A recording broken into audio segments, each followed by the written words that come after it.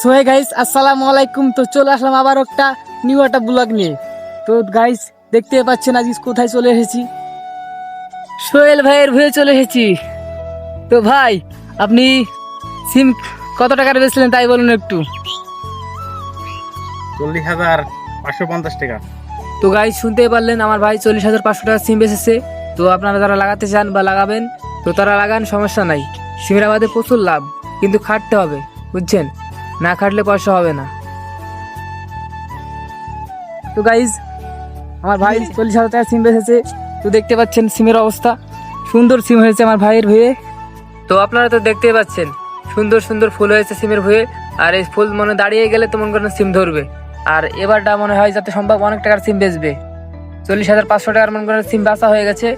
তো গাইজ, এখনো তো 5-6 মাস পরে রয়েছে, এর মধ্যে 1 লাখের কাছাকাছি চলে যাবে, তারও বেশি হতে পারে।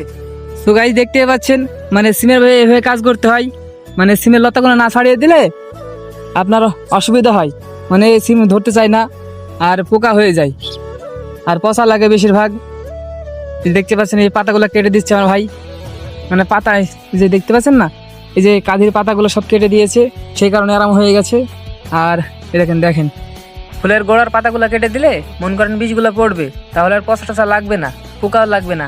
আর ভুঁড়িটা পরিষ্কার রাখলে মন করেন কাঁধি মাদিগুলো সব কিছু দেখা যাবে, সিম টিম তুলতে সুবিধা হবে। আর ভুঁড়িটা পরিষ্কার রাখলে সব কিছু ভালো হয়। তো আপনারা যারা সিমের আবাদ করতে চান, তারা আমার সোহেল ভাইয়ের সাথে যোগাযোগ করেন।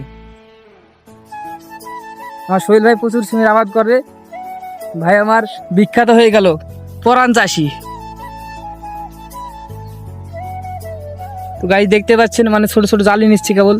এই যে এই গরমে আবহাওয়া তো ভালো না, মানে পচা পচা লাগছে খুব, বুঝছেন? মানে পচার কারণে সিমগুলো নষ্ট হয়ে যাচ্ছে, মানে বেশিরভাগ সিম মানে জালিগুলো পড়ে যাচ্ছে, তো সেই কারণে সিমগুলো দাঁড়াচ্ছে না।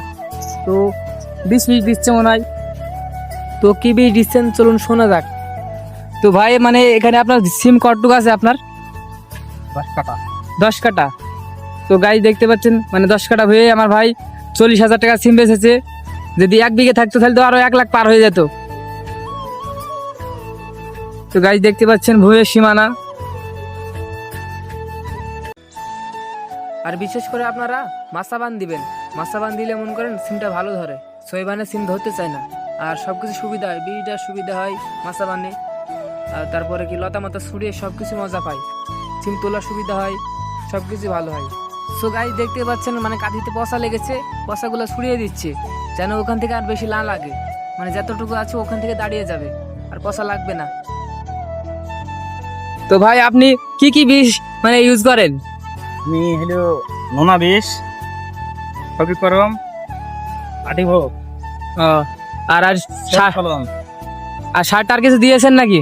আর দিছি এসবি, এসপি, দেখ।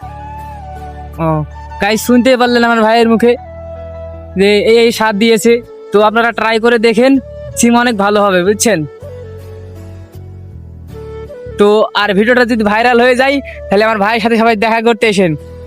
সিম চাষ সম্পর্কে আমার ভাই খুব ভালো জানে, একটু জ্ঞান পরামর্শ নিতে এসেন। তো তো গাইস, আজকের ভিডিও এই পর্যন্তই ছিল। তো আশা করি সব ভালো থাকুন, সুস্থ থাকুন। আল্লাহ হাফেজ।